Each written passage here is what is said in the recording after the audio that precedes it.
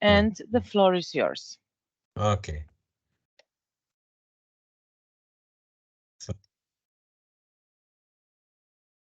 Okay, do you see my screen? Yes. Yes. Okay, Yes. perfect. Yes. Yes. Good. Let's go on. So let's first start with the backend. The Arc is online. So I'm now logged in with Mega's account. That's the administrator of the Arc is online environment. Elias is also there. So what's important here, the first thing is the content.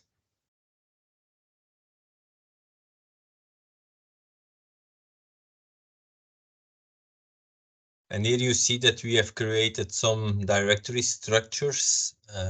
First of all, the network, this is the production, everything what is related to production. And there is also still a dev, an environment where we can do some testing and development. Yeah.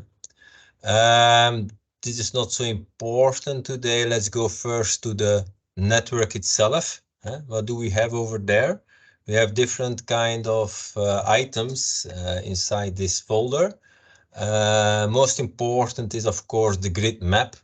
This is this layer, or these two layers in the grid map contains the data set in production. If I open the grid map, you will see that there are two layers, the node and the edges. And this, of course, is the total. So the total network of ENTSO-E. Yeah. With no filter, everything is inside. Deleted, not deleted, everything is inside. Okay, that's clear.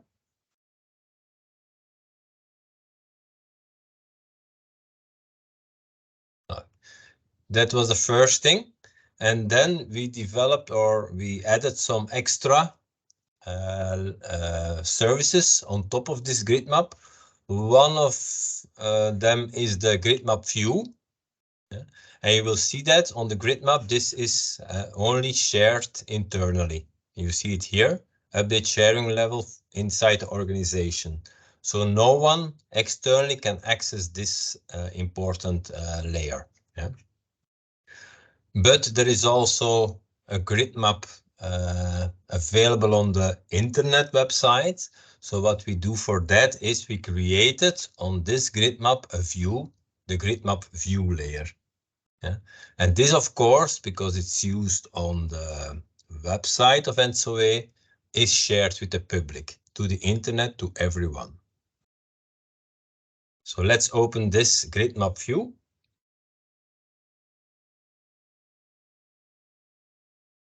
Okay. So I can also click on visualization. And there you will see that there is less information available over there, because there are filters on top of it. Let's go to the filters. So it's a view. So the definition of that view can be found inside the settings. And then of course the update view. When we open this view, we can see the configuration of this view on top of the original feature layers. So we need two layers, the node and the edge layer inside this view. And here, of course, we can see in the next step the filter that is defined on top of it. And you see that match all conditions. The deleted by is blank, delete date should be blank, because otherwise the item has been deleted, and it should be visible. This attribute should be also 1. And these items will be shown on a map. Okay. And of course, we not only have nodes, but also edges. So you have to add that filter on the two layers. That's important. So here again, deleted by is blank, delete date is blank, and visible is 1. Okay. And there is also a filter on the fields. So only 2 fields will come through. the feature identifier and the symbol, because the symbol is needed to visualize the items on the map. So when we click on it here, I think it will not work here. No, this is the filtering. I'm going out of this. I'm going to do back, close this one.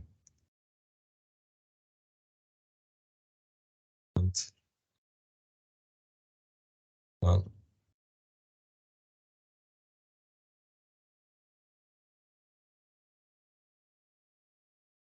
my browser hangs.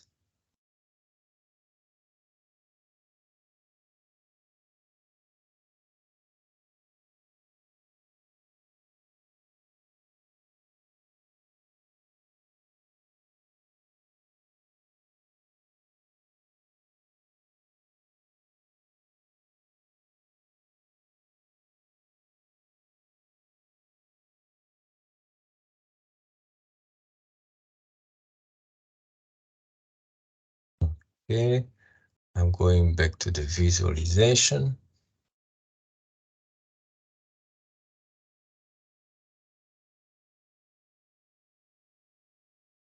And then you see here that only 2 attributes are available, yeah, because of the filter that is active.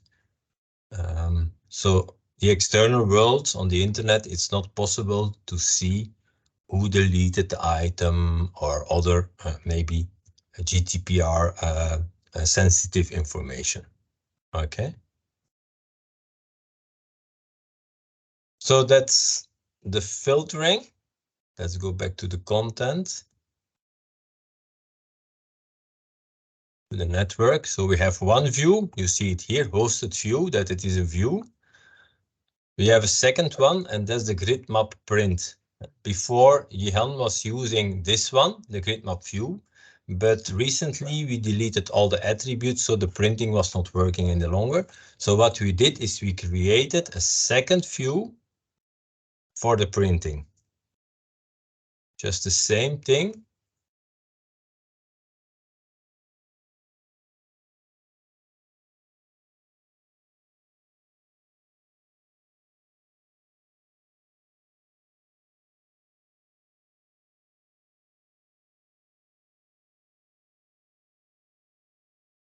But here we have all the attributes. That's important. Otherwise, Jihan cannot generate the correct prints because they need, she needs some information to create the printing. Okay.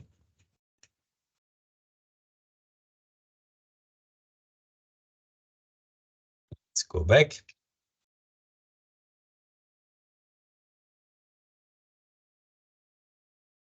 Okay. So what do we have? We have here the original feature layers with the data, the production data. We have 2 views on top of it. And then we have other items here, like the style definitions and ENTSO-E lines desktop styles and the Power Station desktop styles. These are the styles that are used in for the printing and also for the map component that we are going to discuss later on during this meeting. Okay, and what do we have as extra thing here? That's the grid map view country filter. And the editing zone. Let's start with the editing zones. That's an extra feature layer where you can define for each country an additional zone where the users can edit data. When you go to the visualization, you will see that, for example, here in the Norwegian region, yeah. So what in the editing application, there is a kind of buffer around the country where the people from that country can edit data. But in some countries, there was a need to also edit inside the sea, inside the oceans. Yeah? When we click, for example, on this object, you will see that there is an extra polygon defined, and the 3-digit country code is Norway and OR, so that Norway can edit also in this region, additional to the original region, the country itself where they can edit items. So you can create in different countries, also for Italy. Here you see that there is one defined. Turkey, I think also. Okay, Greece. Yeah. So here you will expand the territory where a user from a specific country can edit data. Okay. So, and you can change it or go back. You can change the data, for example. And when you open it in the map viewer, you can edit the data, add new polygons, or delete or change the polygon itself with this application in ArcGIS Online itself. Okay. So here, when you click on Edit Layer Style, you can change the polygons and define exactly what the end user can, or where the end user can change items.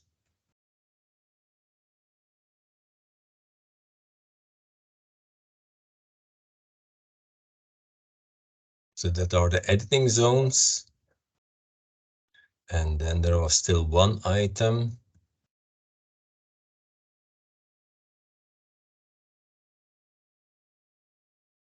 Okay. And that's the grid map view country filter.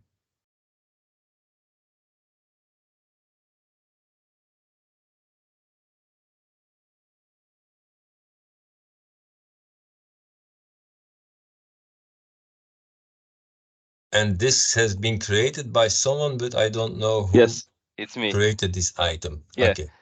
it's me. I created it one. Tried to filter the data per country for Germany specifically. Yeah. Okay. And I managed, but I'm not fully happy with the result. No. I would Okay. say, We come to that later on, or I'm going to discuss that immediately now. So let's have a look at it again. Content. So what I also did is I was also start working on that. I added a kind of export map here where we are going to put in the things that we are going to use to export items. So maybe we can already move this to the export map. I would propose you to delete this one because you will create it from scratch. Yeah, okay. Let's delete it. Grid map view country filter, grid map view shapefile. We can delete it, delete. Okay.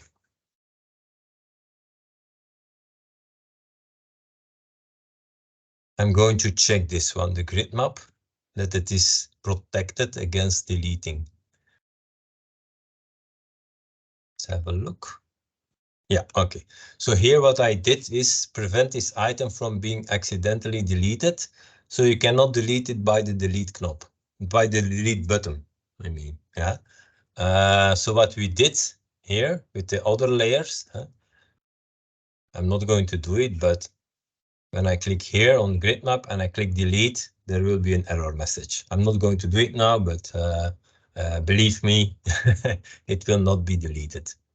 Okay, so that's important to protect layers that cannot be deleted by mistake. You can do it in that way. Okay. Okay, for the export, that's another thing. What do we have for the export? We can, like I think you try to do, is you can try to make a view on top of it and then do an export. But what I did is we have also, you can see it here, a kind of notebook where we can type in some Python code. And I've made a notebook to export data. And let's have a look at it. It's already open here. Yeah. So what do we have here? It's a kind of Python notebook with some code inside. And what you can do is, for example, here, when you want to filter something, you have to add these two variables here, and you can edit for one country all the, or you can export for one country the items you want to export. Yeah. I'm going through it rapidly. So what does it do? It connects to the system. It's reading some items. It's going to read the grid map, original data set into memory, yeah, everything. And then we are going to filter out what we need. And for that, I need the countries, because we are going to filter based on a spatial restriction. Yeah. So I read in the countries, the same country data set that is used in the edit application. Yeah. And then I'm going to define the country with the 2 and or the 3-digit ISO code. Yeah. I'm defining the where clause. You don't have to change this. If you want to change something, that are the only 2 things you have to change. Yeah. Then you can run it. And then you will see the countries of interest is here Denmark. But Denmark is more than just one. You have also some islands. That's important, that we don't only take the main country, but that we also take the other polygons. But that's done here inside this code, so you don't have to change anything. What I also did is I'm going to take a buffer of 30 kilometers, but here it is in meters, so I have to 30,000 meters, of course, for the buffer around the country. Okay. So then we can here make the spatial join. We are going to select everything that is inside a country, the nodes and the edges. I have to remove the items that have no link with the country. It's easily done by 2 statements. And then I'm going to show you again everything on a map. I'm going to create everything. So what I'm going to do to test here is to show the node export and the edge export, what we are going to export on a map. I run this, and then you will see on the map, sorry, Denmark, the items you are going to export. And you will see based on the buffer that we are going into the sea, or that we are going also Denmark, that we have some parts of Sweden also inside the export. Okay. So what's still missing here? What's still missing Small here? question. Yes. Sorry, if I can interrupt. Yes. So what if the line goes further than 30 kilometers from the border? Are you sharply cut the line? No, it's an overlap. I'm not cutting the line. Perfect. Yeah. The line cross the border. Yeah. It's within. So when it crosses, it's selected and it will be inside the item. Okay. Okay. Yeah. Thanks. Yeah, it's just playing a little bit with this statement here. The join, the operand is within. Yeah. Okay. What's still missing here is, of course, the extra zones that you can define inside the ocean. So we have to add them, or I have to add them, because they are not included here in this script. Okay. So, and then of course you can export the result. You have to make the data set again compliant with the import data set, that all the columns are exactly the same as the import. So that are all the nodes that we are going to export. And these are all the edges that we are going to export. And then what I'm doing here is I'm going to write these 2 layers as feature layers on the platform, and I'm going to store them in the folder export, you see. So let's run this. Let's go back to the content.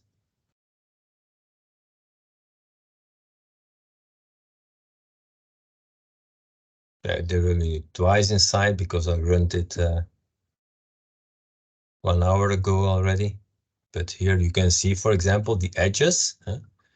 Then you can click on it. I can also generate a file, but then the file is in the cloud and you have to download it. Here you can choose then how you are going to export as a shapefile.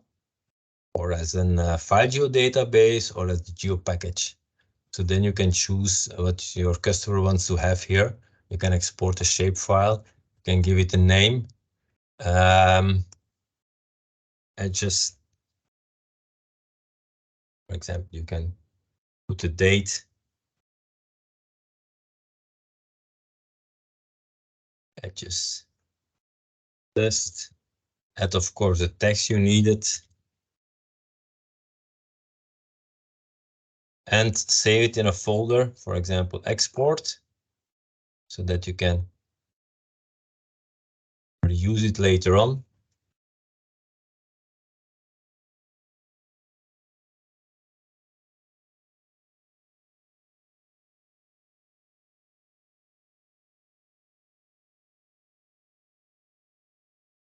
Okay. Now what you can do is, or you can say, okay, I want to download it. Yeah. Then you can download it on your local drive and send it by email. Or what you can do is also say, okay, I want to share it temporarily to the public. Yeah. And send the link to the people who want to download the file. Instead of sending out the file, you can share the link and then they can download the file. I'm going to stop sharing by public organization. Okay. So when you go back to content, you will see that the shapefile, that there is a shapefile here with the name. Yeah. So this is the file you are going to share with other people, and then you can, of course, delete all the edges and the nodes we just created. Because they take place, you can say, okay, delete them. That were temporary results.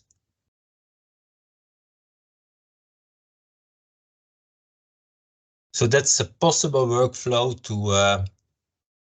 to extract data and to share it with others. Igor, is that the way you see it? Yes, yes. Everything is clear to me. Okay. One more question. Mm-hmm. Someone asked me about direct access to GeoJSON. So public location of GeoJSON for the whole grid map. Is there a chance that we create like something like that? So like a public URL where we can simply get GeoJSON immediately with all our edges and nodes of grid map. Yeah, we can put, instead of a shapefile here, GeoJSON. Mm-hmm. But yes, you can try with that you put here GeoJSON, that you have the link to it, but it's not dynamically. Yeah, then you have to run the notebook, for example, every night. When you change something in the GeoJSON, it's not going to be changed here in your production data set. Huh? It's clear. Thanks. Yeah, but we can create in the export, for example, for some countries, we can create here GeoJSON with this notebook, because this notebook, what I'm going to do. So this notebook, I need one because I'm going to export and do some spatial joins. I need a special notebook. So when it is not running, you have to stop it because it consumes credits. So I can stop the kernel. Shut down. Okay. So I'm going back now to the notebook session. Okay. So here you see my notebook. This one is using 3 credits per hour because I can show you here. Few item details.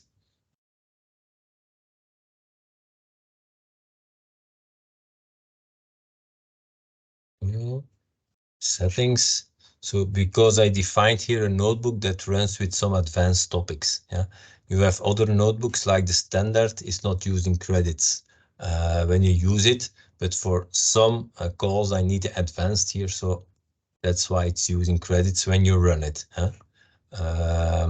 Okay, but what you can also do is, of course, you can put tasks here, and you can run a notebook by just saying, okay, every night I want to run this notebook to export, for example, GeoJSON file. Okay, so that's the way how you can automate everything. Okay, so I think that's the best way to have every day or every week up-to-date GeoJSON or other up-to-date files over there. And what the credit will be used for one trigger? So this notebook here use 3 credits an hour. Yeah, when you run it, huh? When it's not running, it's not using credits. Okay. Yeah. But okay. to be able to create a task, task a task is not going. It's the task is going to start a notebook, and that will create some credits. Huh? The time it's running, so it's going to run for I think 2 minutes. 2 minutes. Yeah, and that's exactly. It. Yeah, that was my question. Yeah, thanks. Okay, so that are the notebooks. So, and where did I put the notebook? You can see the notebooks over here, but I also put the same notebook here in the export because that's a notebook that is doing all the export functionalities. Okay. So the best thing here is that, yeah, you create everything in the notebook and you delete it and you just keep the item that you want to have over there. Okay.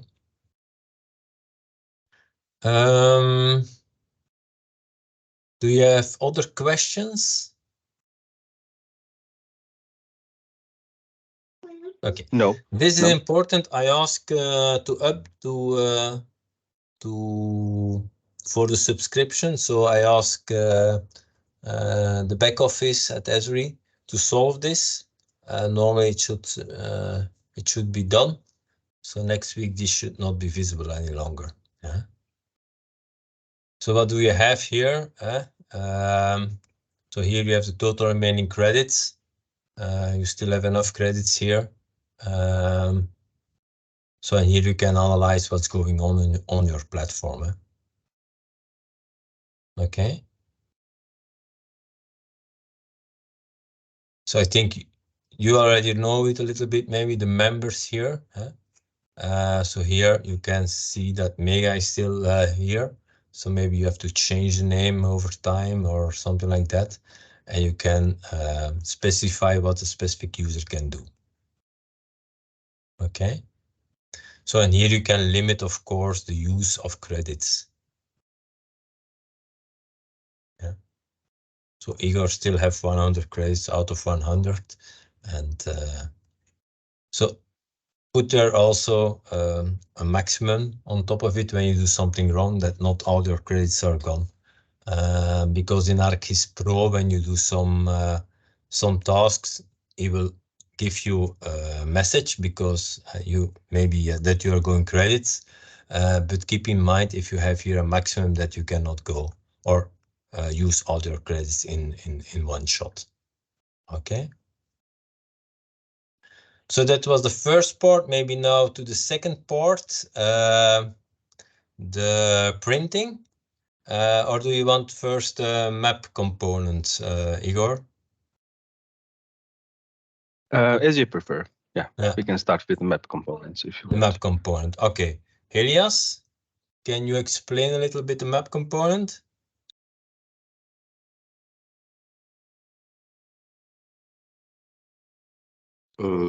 Yes, okay. I can.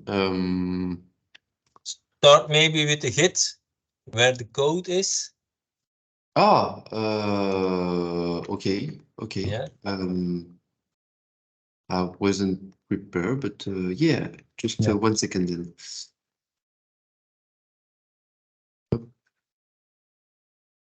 Like, so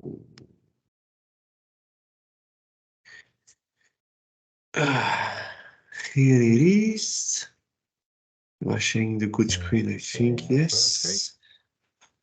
So yes, so what we have basically is that we have made a map component in pure TypeScript, so no React or Angular or other framework behind it.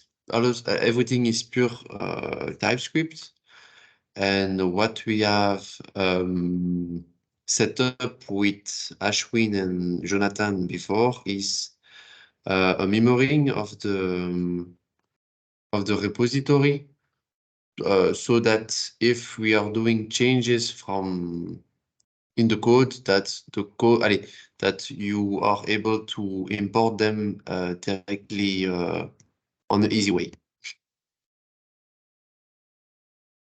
Yeah, so this is the part of Git. Do I show the application? Yeah, Elias, there is one component for the viewing and the editing, eh? Or are there two different? No, we are using the same component for the two, Yes. and depending on the parameters that we are sending, he will allow to do editing or viewing. Yeah, okay. So,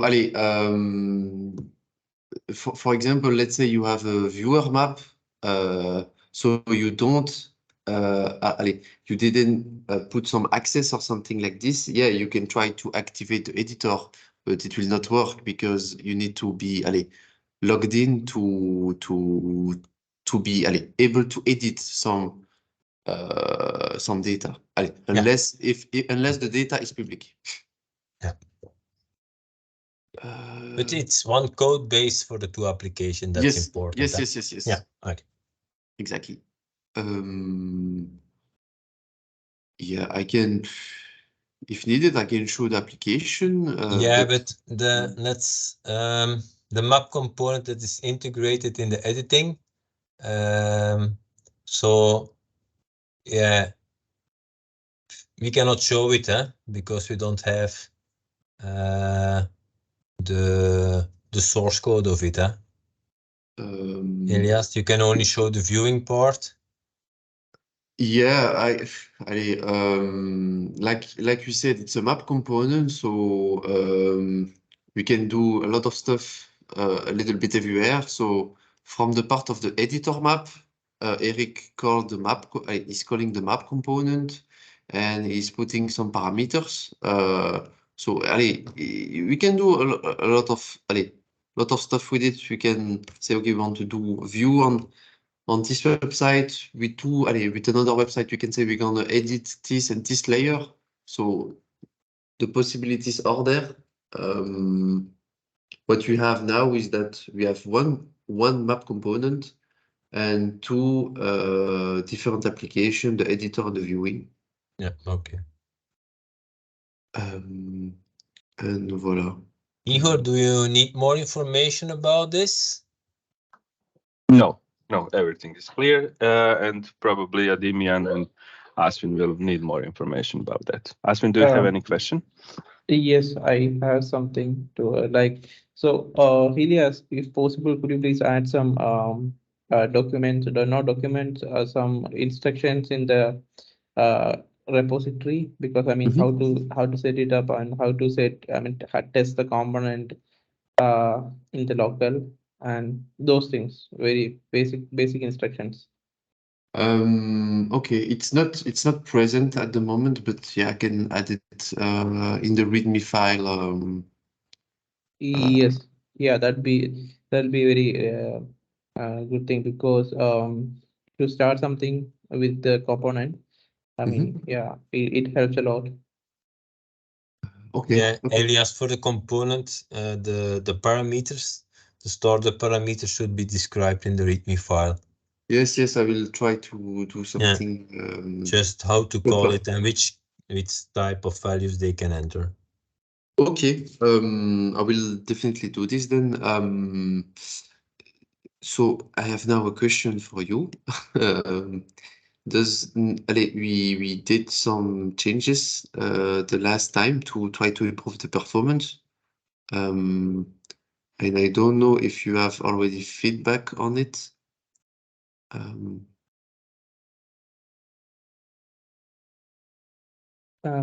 Dagmara, you have tested it, right? Dagmara Ego on the latest changes that we put in the map viewer. We had some improvements on the loading time, right? I checked it, and now the loading time is fine. It's almost immediate, so I think it works well. Okay, so just to know if now we are almost there or not, so that I know what I need to document or not in the documentation.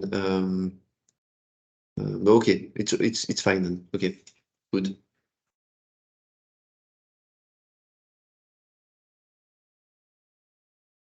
Is this additional level of complexity we have to think about to maintain, or it's an out-of-the-box solution which goes along with the map component itself? What do you want to maintain? The map component? No. You created one library for all, right? To improve the speed of the map, right? For the Rendering. symbology, yeah, I did something, a script for the symbologies, yes. So if we have some changes, for example, adding new symbols or whatever, what we have to do? Is there something additional? What if we have to do because of that, or because of your improvement, or no? It's like out of the box solution. Okay, it's the same as before. So yeah, there will be something to do with the application.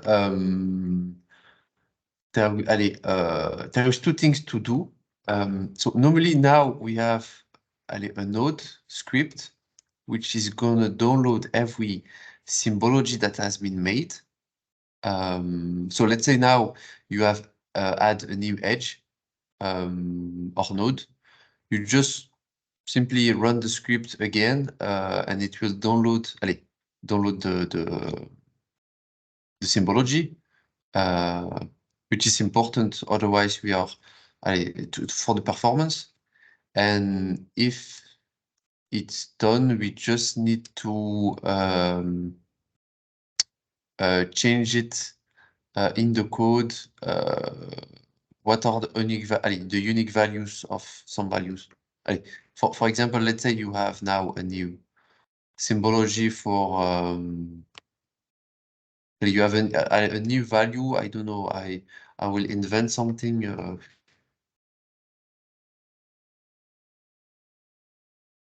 Come on. We'll do something like this. Let's say now we have this one, and now you have now new data, and you're gonna add like a big line. I don't know. It is maybe the new symbology that you created.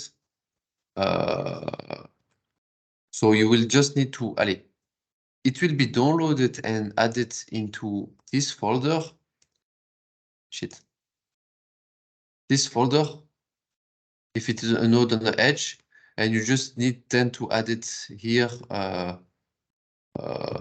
to tell which symbology you want to use. So yeah, Elias, when there is a new type of node or edge, yes, it's important, so then you yes. have to add that new type of node of edge Mm-hmm. here, and you have to link it, of course, to the symbology that has been defined in the library. Let's say now you just have update the symbologies.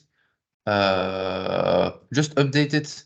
You just tend to run the script. Where is the script now? Let it open here. You just tend to run back again the script and it will be updated then. But Yeah.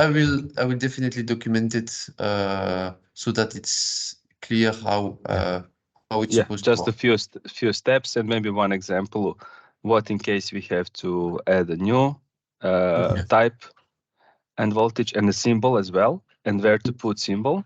Do you have some library where you're storing that symbols itself? Yeah, that are the library that are on ArcGIS Online, but Shihan can explain a little bit how she created them and how she published them to the ArcGIS Online environment. So here the link that you see is the link to the style libraries I've shown previously. Yeah. Okay. Okay. So all the symbols we have for power plants and all different substations and so on are coming from here, from these links. Yeah. Yeah. Okay, good. So one single place where we can edit. Okay. Yeah.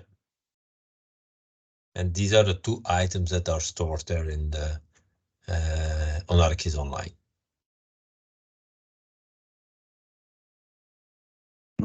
Okay.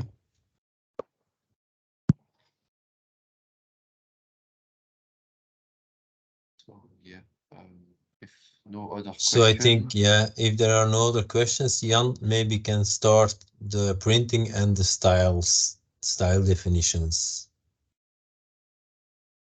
Okay, can I go or do you have other questions? I think you can go. Qui ne dit mot consent. Okay, so in this part, I'm just gonna explain you so the whole process that I'm using that you can reuse to generate the printed maps in the PDF format, as we have, according to the criteria we had set up with Igor, Jordi, and Olivier. Is that possible? Anyhow, so I'm going to share my screen. So this is your portal. And I'm also going to connect with the same account that Walter has used. On your portal, I have published an ArcGIS Pro template project. This is the one. So this object, it is like a backup project that you can use so that if you need to go back to remake those PDFs, you can just go and open it in ArcGIS Pro like this. It's going to download a file. Yeah, so it's yes. Yeah. Can you create maybe a print folder and put that sure item there instead of a minute? Do I do that here? Yeah, print. Okay, and then move. And yeah. I'm gonna find. So it's Right now it's not shared with anyone, so it's only to Megan's account. But if you need to edit the sharing settings, I mostly put it there so that it's in a safe place. Okay. And you can go back to it in the future once you need to export those maps.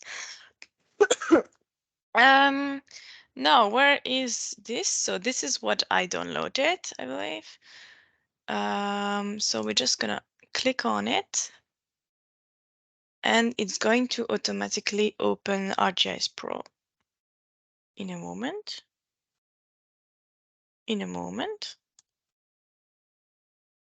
On.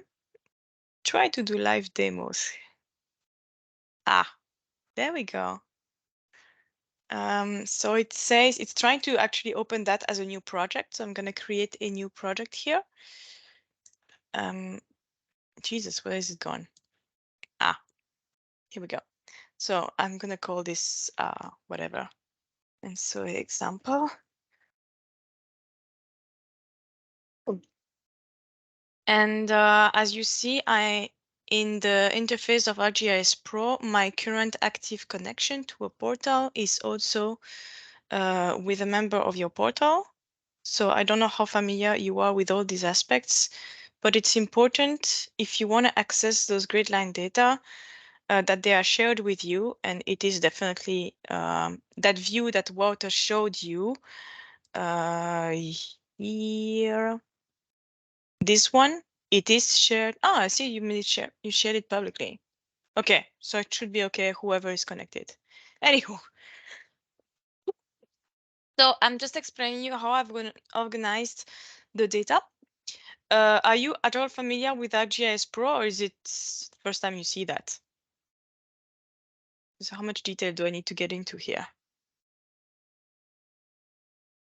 No one? As you wish. I mean, I'm familiar with this kind of different type of layers with different kind of tools. Okay. But yeah, just go through all these points you think Okay. it's relevant, and maybe there will be some questions from us. Okay, I'll try to go back to a little bit to the basics. Jan, So- Jan, maybe you yeah. have to put it private and the printing. You are logged Sorry? in, so that we put the item in ArcGIS Online for printing the view on private, not public. The view you created. Yes. This one. Okay. It's in the net. Yeah. Take it on organization level. Organization. Yeah. Okay. So in that condition, if I want to see the data in ArcGIS Pro, the grid map data, I will need to be connected as someone of your organization, okay? Yeah. Yeah. Okay, let's go back to the basics now. So Mhm. this is ArcGIS Pro. On the right, you have the list of all the layers that are displayed into this map, this central map. That's on the left. On the right, you have the catalog that shows you everything that this current project contains. That's the project you downloaded, okay? And you see that the most important things you see are the 4 maps and the 3 layouts. The maps, they concern which data you want to display, how you get them, eventually if you want to do analysis. So that's more your operational interface. So this is a map. And the layouts, if I open one to show you, is usually when you have finished creating your map the way you want it, you are going to insert it into a layout that is really the thing that is going to get exported. So this is more of a, you have to deal with everything that, everything cosmetic here. You know, this is where you see the legend, this is where you see the title and so on. So this is not an interface to interact with the map itself, it's an interface to interact with the layouting of it. And so I have created one map per scale. If you remember, when I send you examples, I always send you 3 scales. These scales, they cover slightly different areas. And so there is one map and one layout per scale. So we're going to start with one scale here. It's quite zoomed. And see what we are seeing. So if you remember, we had quite a bit of a discussion about the labels, and they take quite some time to display. In ArcGIS Pro, you see this little wheel running here. That means that it's still busy displaying the data. Once it's finished running, it means that, okay, now every data you want to see, they are displayed. Now, what do we have in this map? And it's the same structure for the 3 maps. So we have one group that's called grid map and one group that's called information. This is not very useful. I could remove it. So grid map, it's your data, the nodes and the edges, which I have renamed plants and stations and line. And you see that if I just turn this one off, all the data that is not background just disappears. So we know what we're talking about. And if you expand this, you're going to see every category displayed as a symbology. So if you look at the source here of the data, I'm going to go to the source and I'm going to see where does the data come from. It comes from your portal. It comes from your view. It's the feature service that the view that Wouter has shown you earlier today. and it's layer number 0. That means it's the nodes. Okay. So these data, the source is correct. The symbology is what you ask here with the different symbols here. Okay, they are set up one by one. If you wanted to modify one, like say you would want to change slightly a color, you could click on the symbol here and it would bring you to this interface to update it. Here you see the different layers that compose the symbol. And you see it's just one layer at this stage, but you could just play on it and modify a little bit this appearance, okay? So this symbology, it is not something within this map. I don't need to refer to the symbology published on your portal. It's internal to the project, and it's actually from the project that I have published the styles that you saw on the portal. But let's just not get into such details right now. So each layer here, it has a symbology. It also has labels, and the labels, if you click here, you can see everything that I've set up in labels. If you remember, we had quite some discussion about that too. But let's go back to the other layers.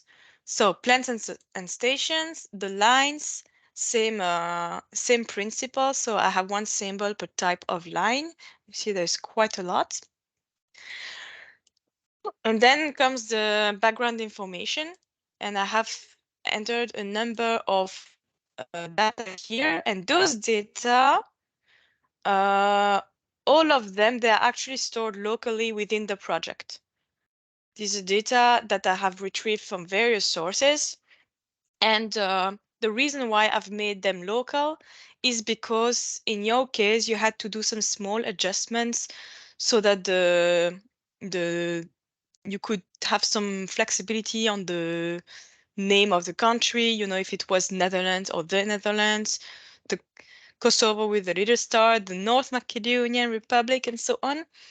So I've made all these sources of data local, so you can adapt them yourself. You don't depend on someone else who distributes this data. If you go into database here, and there is a file geodatabase, so a .gdb file called ENTSO-E background data, and you will find a number of data here. And this is where you have all these configured. So country names is an annotation class. I think it is, forgot which one it is. Anywho. So that's just the annotation. If I turn it off, all the country names disappear. Same thing for the oceans and the seas. The borders, they are generated. There is one symbol for disputed and one symbol for undisputed borders. And this one is one you might probably need to do some changes about. So I'm going to show you. If you look at the source here, source of the file, you see it's within a file geodatabase, as I was saying. And this file, it's this one. And the name, it's borders, coast, no coastlines. So this is the one. This is the layer. If you want to make some changes into it, you can either edit the shape of some of the layers. So if I do edit vertices on, well, let's be realistic here. Where is Ukraine? Here.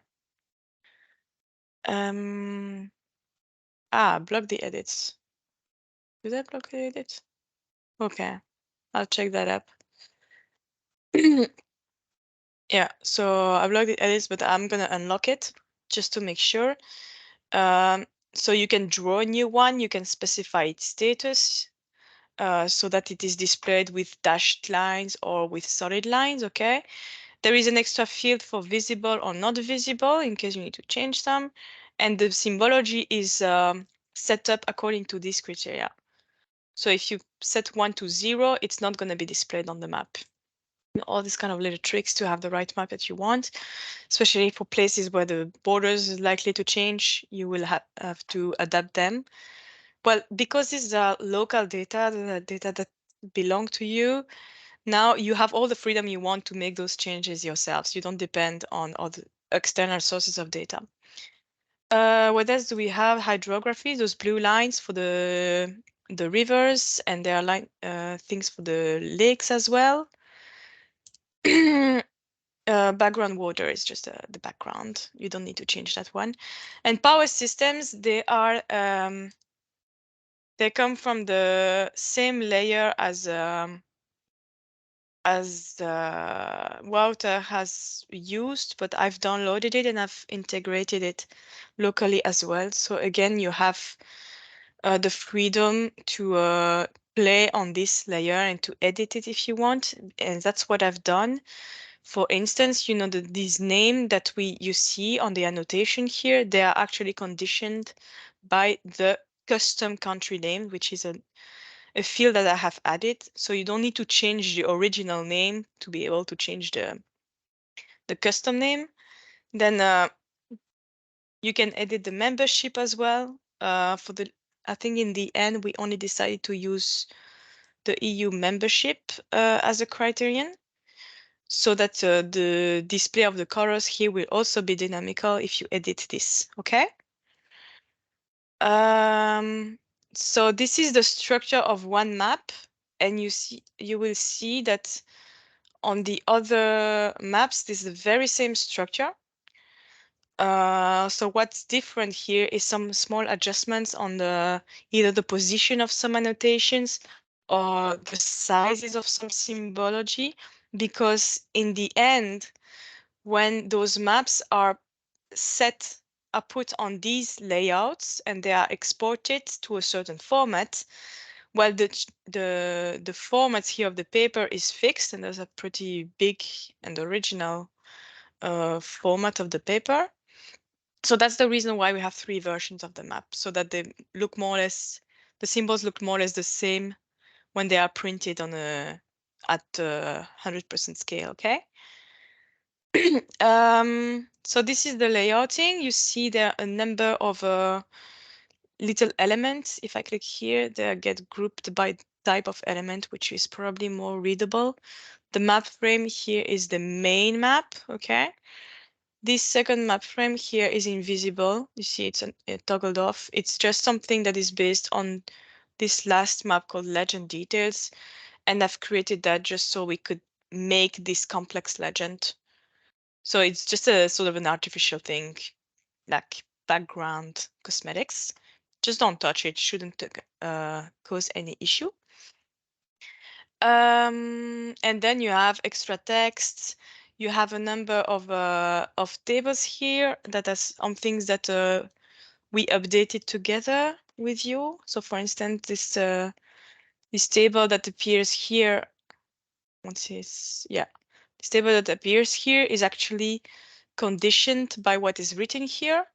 So if you need to make some updates into these tables, you don't update the text on this layout, you update the table on this in this database, okay? So that's it for that. And once you have made your small modifications here, you can export this map to PDF. And to export with ArcGIS Pro, you can click on Share here. And you click on Export Layouts. And there, I think I choose the option Vector PDF. And there you get the parameters to export your layout. So you can choose a number, but let's just stick to PDF. Choose where you export it. Compression, I mean, for all of these, I've always left the default parameters, but if you feel the need to adjust some parameters, please feel free. Once you've done, you're happy, you can just click on export here. No, let's just give it a different name. Export.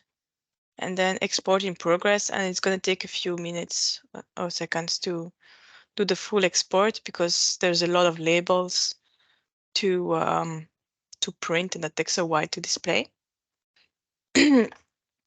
So what else can I tell you what you'll find on this project?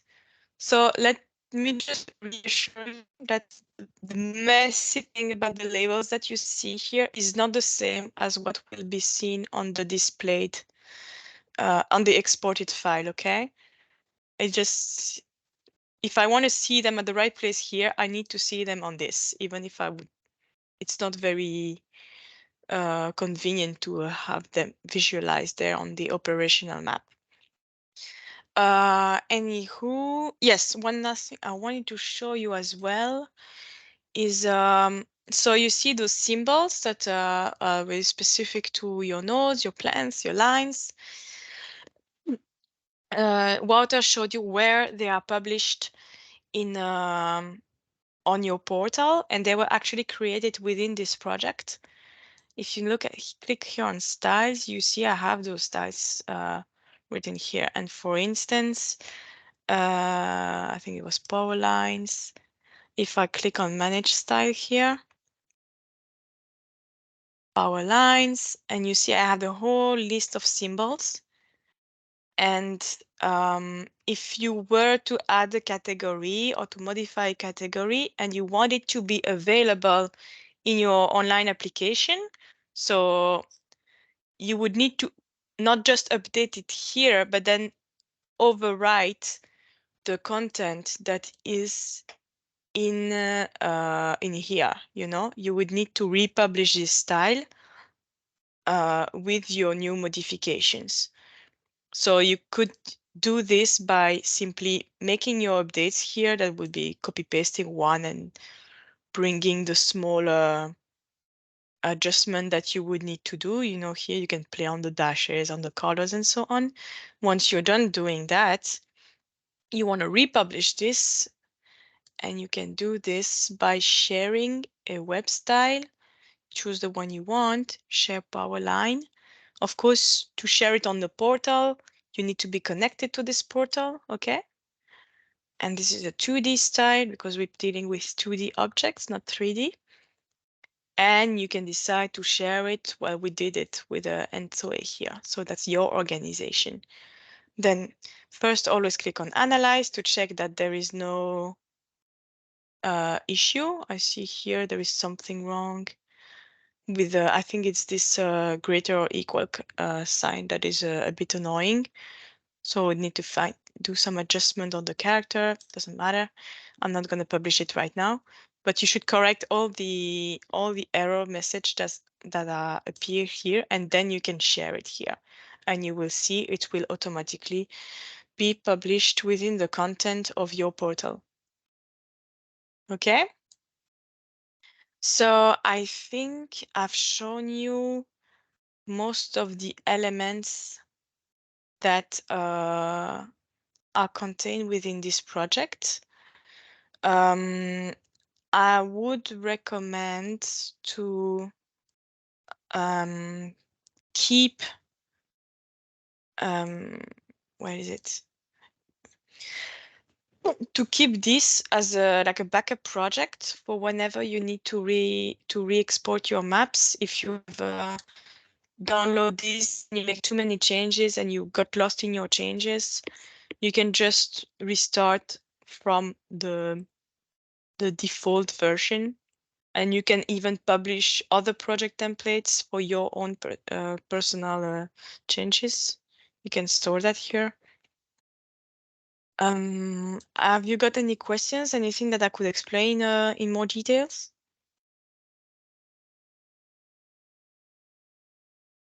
Anyone? Or I was mean, it clear enough? theoretically, everything is clear, but practically nothing, I would say, because there are a lot of things here. If we don't have a strict procedure, it's easy to make a mistake, I would say.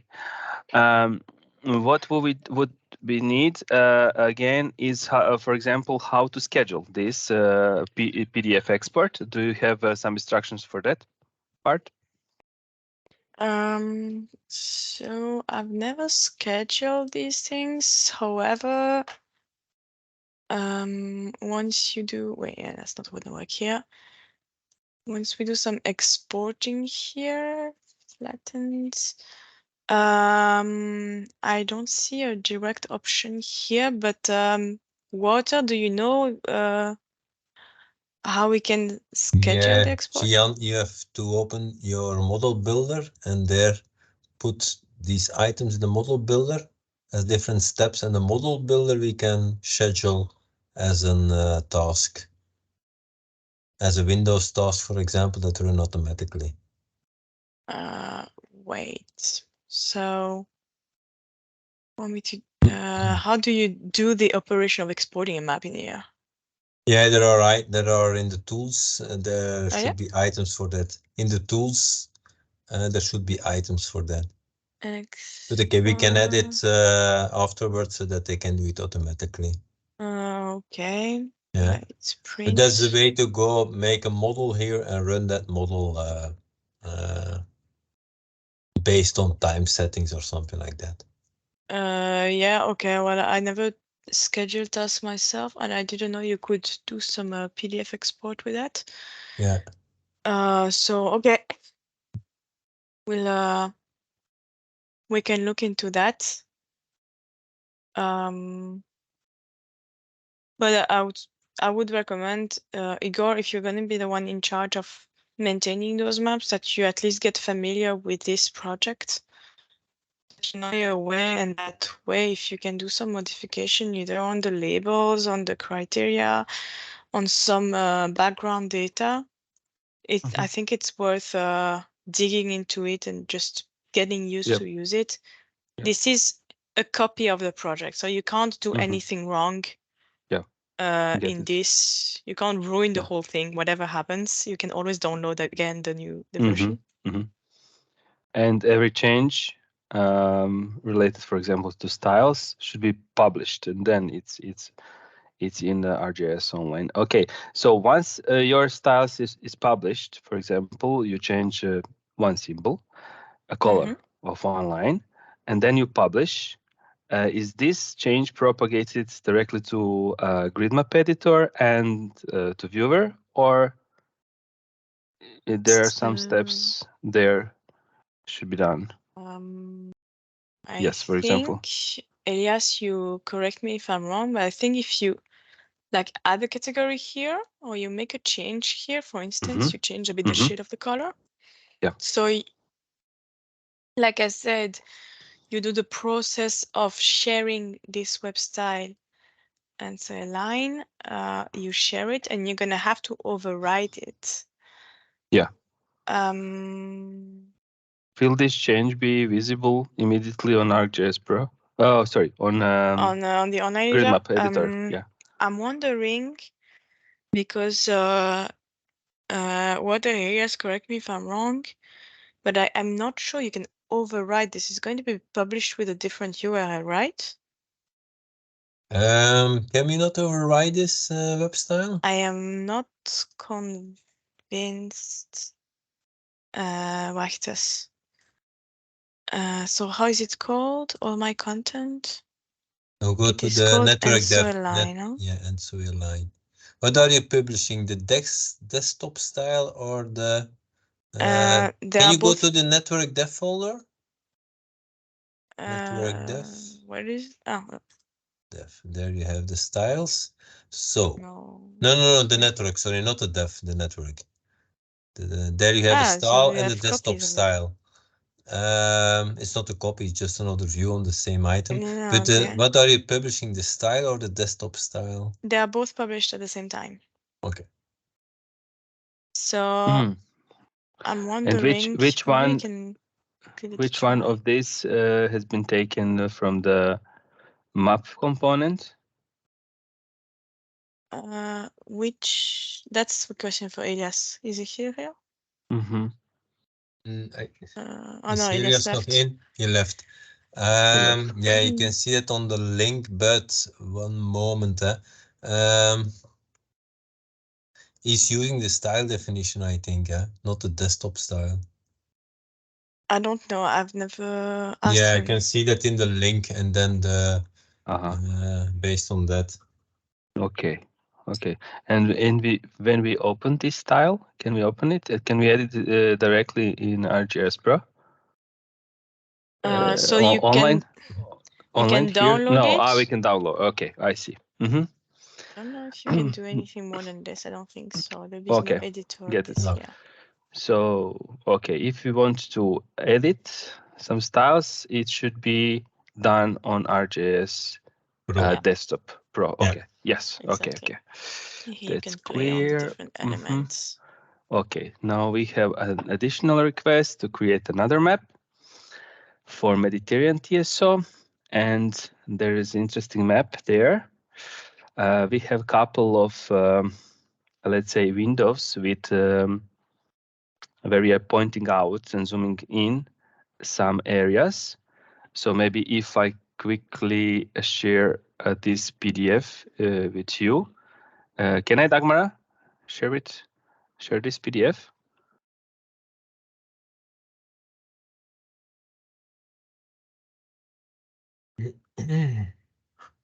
Dagmara is here? No, it's not. Okay. No, then, no, I'm here. Sorry, I was talking to myself. Yes, okay. of course, I will send you all. Maybe we can figure out with Shavdar where to keep the recording, and then we can upload it there. And we were talking about the map example. Is that right, Igor? Yes. Yeah. I will just try to share it to you. Give me a second just to find out how to save this. Okay. Shavdar, you have a question? Just shout. Yes, maybe a question for Igor. Okay. How easy it is from the system to export a map for purely illustrative purposes, just power lines only. It doesn't matter the color, but just without countries, without or anything else, just power lines, all power lines. In PDF? PDF will do, yes, in vector format. In fact, I prefer if there is other, yes. If you JSON? SVG? Shapefile, SVG. So it's a question for Walter, I would say. Yeah. Yeah. Is there a chance? So if you want to export just one item, that you mean? Not one item, all power lines on the grid map, just that, Power without lines. anything else. Okay, and how we how are power lines defined, by an attribute, or how can we find them back? I don't know how they are in the system, but just the lines are because you have symbols, you have the maps, all the countries, all the geo objects, whatever. I don't need that. I just need the lines. Yeah, okay. I'm going to share my screen again. One moment.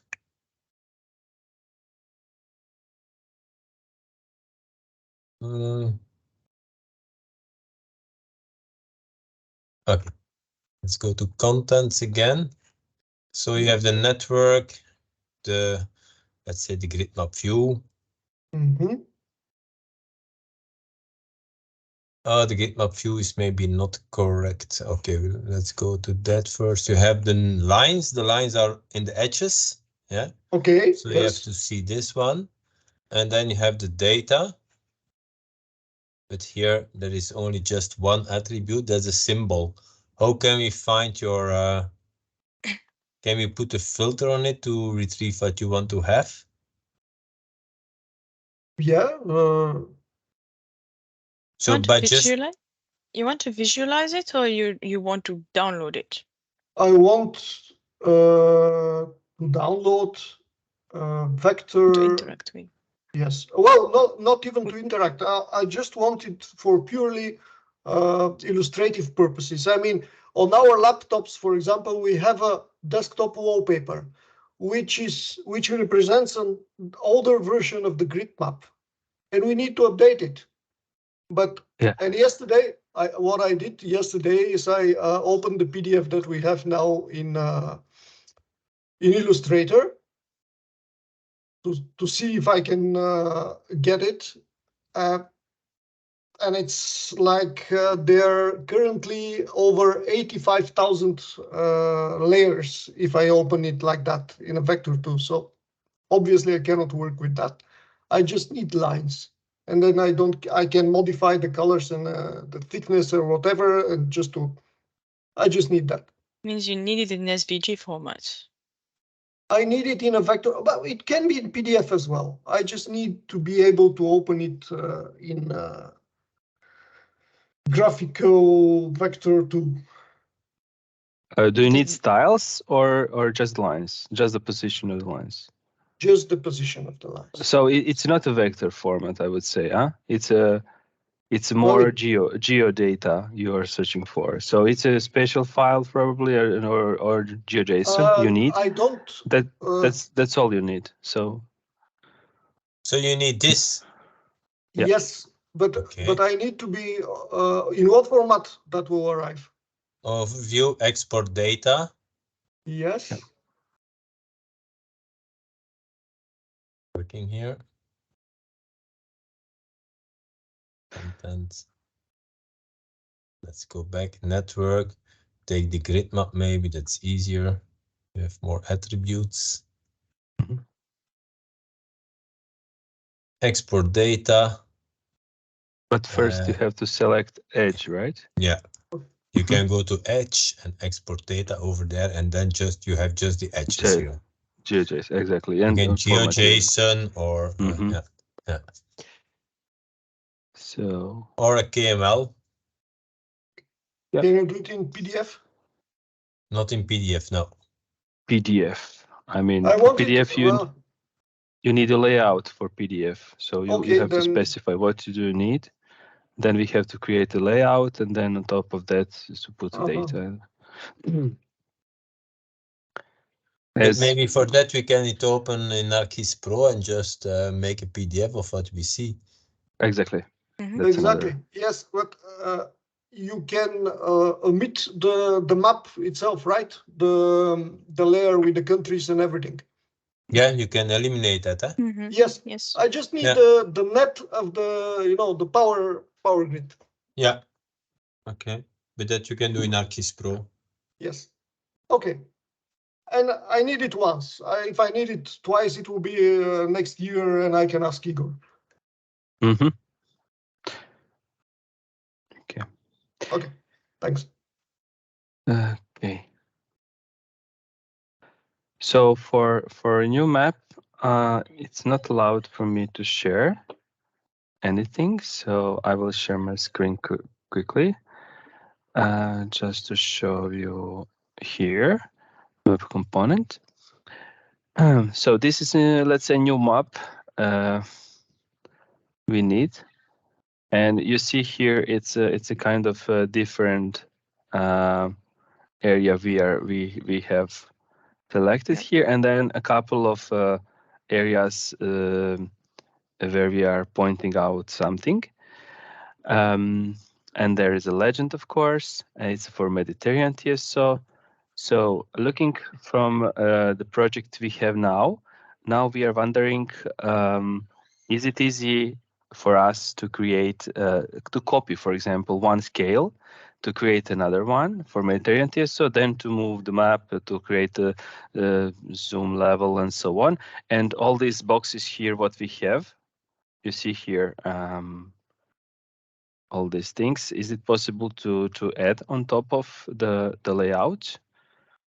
So yes, you can add these extra, we call that map frames, that are at different scales as different from the main map, let's call it that. If you look at it, one of the 3 maps that I've generated for you, it's got Iceland exactly that way. Okay. Okay, we have one example. Okay. So yeah, so you could do Cool. that, and you can Cool. let's say link the 2 map frames, so the small one and the big one, with this bounding box. These are the rectangles. You can do that as well. Nice. And how to put logo here? It's again something what we have, like an example, right? The logo is just adding an image. It's very easy. Image. That's So it. I Okay. showed you on the layouts all the elements that I have added. There were Mhm. text, there were map frame, and so on. And one Mhm. of the things you can add is an image. Okay, good. Let's try. So we would like to try by ourselves just to see how it will go. And then if we stuck, we will ask for support. Yeah. Yeah, I see there's some weird symbols on your screen on the lower boxes along the lines. What is that symbol? I don't recognize it. Give me a second. If I can zoom in a bit. This one. Yeah, doesn't remind me of Mm. anything. Mm-hmm. Yeah, it's And a is it not custom made, the I think. bigger format of the thing you see up? So you have like this, you see? Dagmar, we could barely hear you. Yeah. Can you hear me or not? Now it's better. Okay, I said, look, you have them in little up, and then you have them downstairs. So most probably they are just showing which part is zoomed. No, No, there's. we Looks are like it's talking something about at the these symbols. borders, actually. Yeah.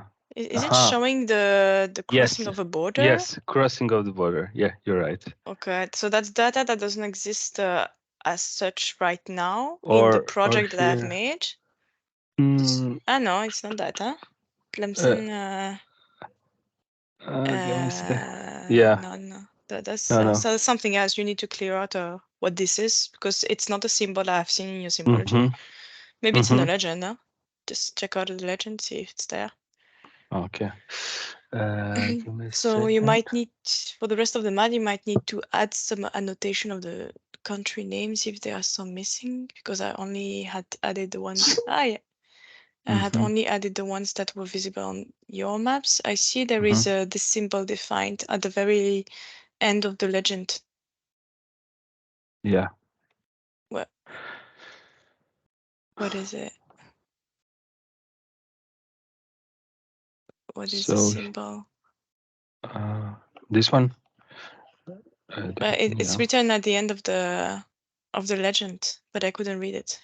Okay. Give me a second. Oh, yeah, indeed. Here, interconnection. Interconnection. Okay. Well, that's probably some. Is it something that's no? That's not going to be dynamic or this. I mean, it could be local data as well. Local, because what I see from the original data, there is no that symbol. It's only yeah. So yeah, just create a new source of data and add them yourselves. Unless you have them already stored somewhere. If you don't, you'll probably have to do it manually. But I don't see anything too complicated to do here. Okay. Maybe better to ask for support immediately. Oh, you can ask. Yeah, I mean. So I would start from one of the existing layouts and just copy paste the layout and then move around the map frame extent and the scale as to show more down south.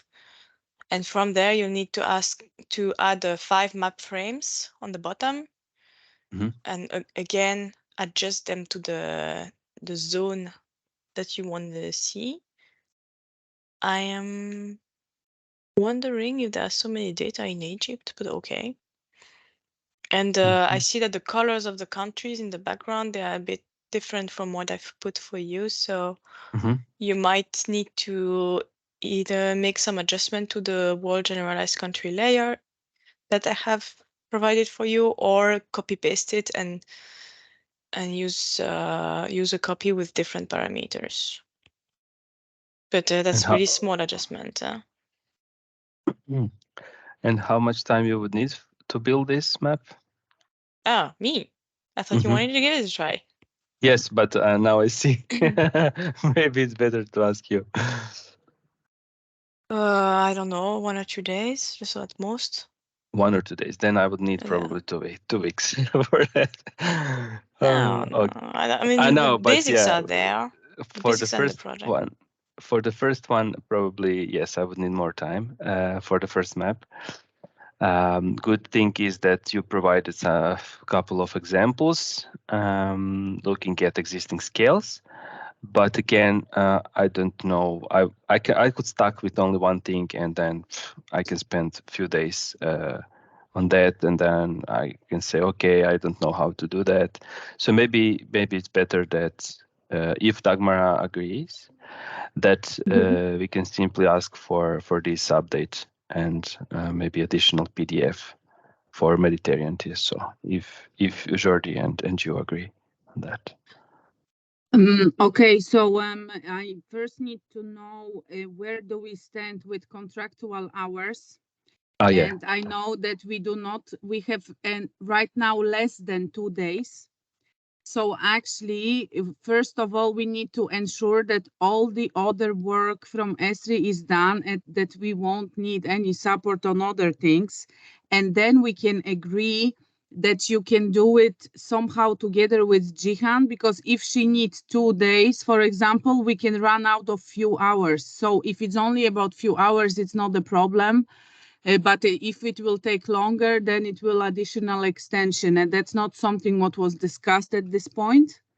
So first thing I need is to clarify with ESRI how many hours we have left. Then for Jihan to estimate it, of course, I am aware that it's not, you don't have a glass ball and you cannot see it right now. How long will it take? Of course, that's understandable. But then maybe if there are some parts of it where Igor can support you and this can spare your few hours, then I think that's the best approach we can choose. Walter, how much time do we have left? Yeah, that's something that Frank is doing. I don't know exactly, but all the hours are in the system. So normally Frank should already take contact with you, Dagmara. So Frank told me last week that it's 15 hours, but it was before this work on the bundling symbology into single file. So I don't know how many hours of that was used by Elias to create it. Okay. But then we have to see that Elias filled in his hours in the timesheet module first, and then we can see. Beginning of next week, we can see what the exact status is. Okay, and then eventually I can also try to clarify how many hours extra we can pay without any contractual issues, because there is also some level that, you know, it can be only that many. You know what I mean? Yeah, public institutions. You're right. Yeah, so if it's about few additional, we need to be just sure that we are covered from the contractual perspective. So please come back to me beginning of next week. Tell me where do we stand with hours. I will also clarify in the meantime how many additional hours we can request. And what I also wanted to ask before we finish, it's actually the situation of the map, which is supposed to be available online. So I know that Aswin deployed what was sent by Elias and wanted to ask where are we standing now and if the map can be published. I mean, like being available online. Yeah. Igor, Aswin?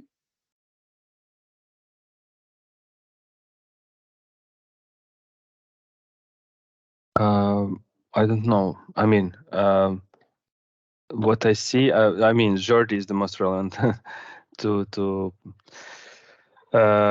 put the green light here. But looking from my perspective, now I see that the map is rendering, let's say, much faster. Then everything is working okay. So there is no obstacle to simply deploy to production, I would say. What do you think, Aswin? Can we replace the map? I mean, for me also, it loads much faster. And I mean, the same what Jyoti was also saying. So I think we are good to go.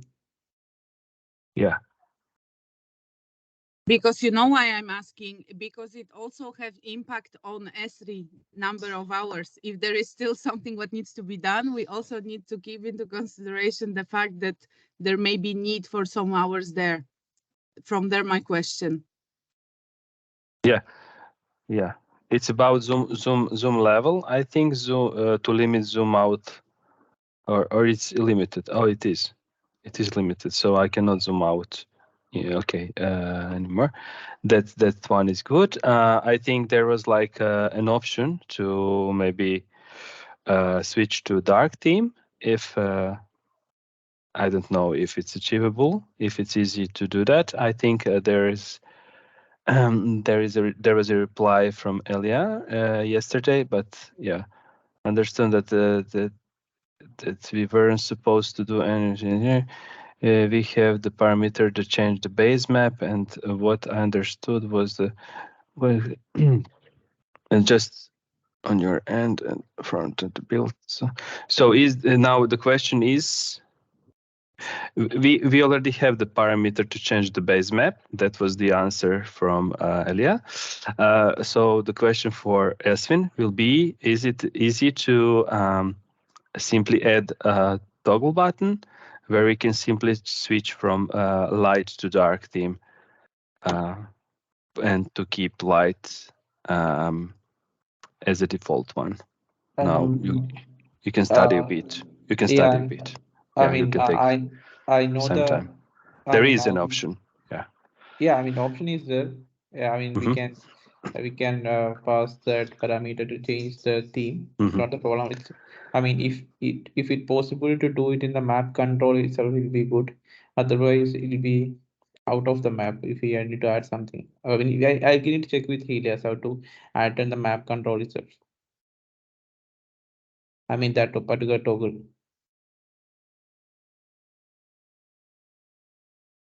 Yeah, so we can deploy. You can actually simply once you deploy a map to production, so there is no obstacle from my point of view, as it is in light, and then you can maybe work on that button and to put it here on a beta, just to see how it looks like. Is everything okay? And then we can move that again to production if you feel the confidence. Just one more thing. Apply the same filter, integrated migration. Okay, so I think we covered all the points. There is, I think, one open point, one action point for voter to add extra zones in Python code. Just that. So maybe Yeah, voter. merging in the extra editing zones. Exactly. Yeah. Just to add that, and then we will have this Python code, right? Yes. Okay, that's a good thing. And that's it. I don't see anything more. Probably that PDF for Mediterranean TSO will be the most important currently. And I see that Jian will develop that in few times faster than me. Yeah, but I would like to know for when you need it, because I don't want to do that last minute like last time. It was a bit complicated to organize for me. So we can clarify the right answer next week because there are also still things from our side which needs to be double checked. Maybe if you don't mind, I will share the screen and show you the email referring to this request, because it's quite specifically explained what is needed. So you can see a zoom. The visibility over the lines operated by the Mediterranean of utmost importance. So it's still part of the lines, the regular lines that have already been displaying, right?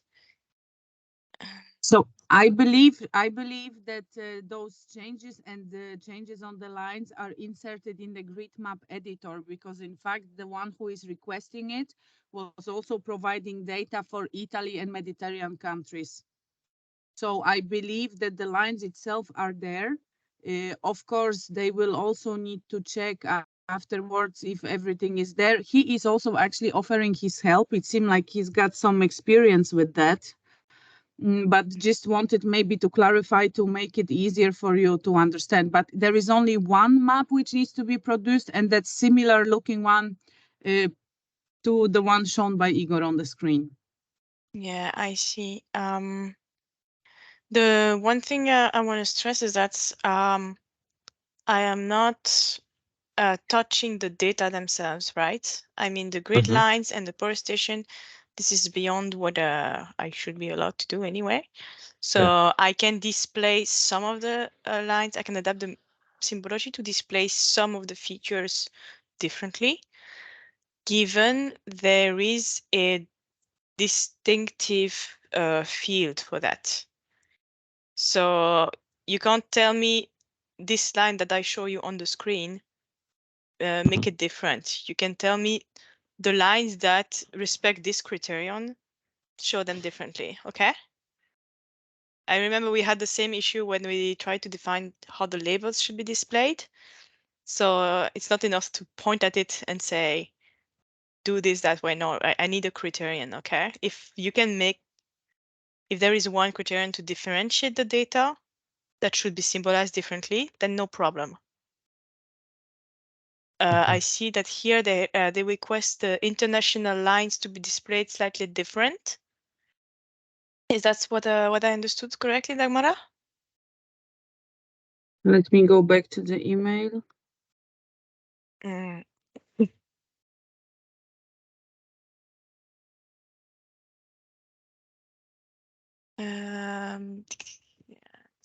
Accentuating international transmission lines. Do they have a different attribute to distinguish them from the other lines? That's what I'm interested to know. Are these other attributes kept into a grid map editor? Is there a feature to do it differently or something? Because they are providing data via grid map editor. Yeah, it's not a question of validating. It's a question of what do I base my judgment to decide this one is an international line, this one is not. It's got to be, there's got to be a criterion for that. Yeah, exactly. But what we can do, we can provide a PDF. You can have a look. Yeah, on that. You can start on that. And then you can detect maybe some things and some criteria as what are missing, and then we have to define. And we can think together. Okay, perfect. Yeah. So I will talk to Jordi, then we can go through and then we can there is a criteria here and there, but there will not be a lot. I think only one or two, not more, and one additional. Think of something. We can think together about that. Okay. Yeah. It's as you may already notice that it's a different color for Africa and Europe, and yeah, that's it. Okay. Yeah. But okay, if you can forward that PDF to Wouter and Jean, that would be nice. And okay, I will, of course. Is everything sure? No one have any questions? For the rest, everything is clear? Yeah, for me. Okay. Oh, good. Okay, then as I said, the next agreements we can make next week. Maybe it would be also nice at certain point to have a call with this guy. Because it seemed like he had his part of the impact also in the previous one. So he may be able to answer some questions and clarify things. But before I have a final internal approval, I'm not able to take decisions on my own, of course. So let's align further next week on that. Yeah. Okay. Okay. And for me, apart from the PDF project, which is really interesting, the most interesting part is Python code Wouter provided for us. Yeah, so it's something really what is that brings us additional value. We can do a lot there. But now we have an example how to do that. That's a good thing. Because there were a lot of requests, custom requests. So can you export this? But part of the data, but can we intersect? Can we check, for example, updates in last month and something like that? So I think with Python we can do everything. Yeah. Now we know how to load the data, how to interact with the data, and everything is, let's say, easier for us. So I've put everything in a data frame, and you can do whatever you Yeah. want with the data frame. Yeah. I get it. Thanks. Okay. Good. Yeah. Very Okay, thank you very much for your time. good. Thank you. Thank you too. Thank you. Wishing you all a great weekend, and we are in touch. We hear each other, at least with part of you, we hear each other next week, and the rest we will follow up. Okay. Thank you. Okay. So Bye. enjoy extra 50 minutes of your time. Thank Thanks. you. Okay. Have a nice Bye-bye. day. Thank Bye-bye. you. Bye bye. Bye. Bye bye.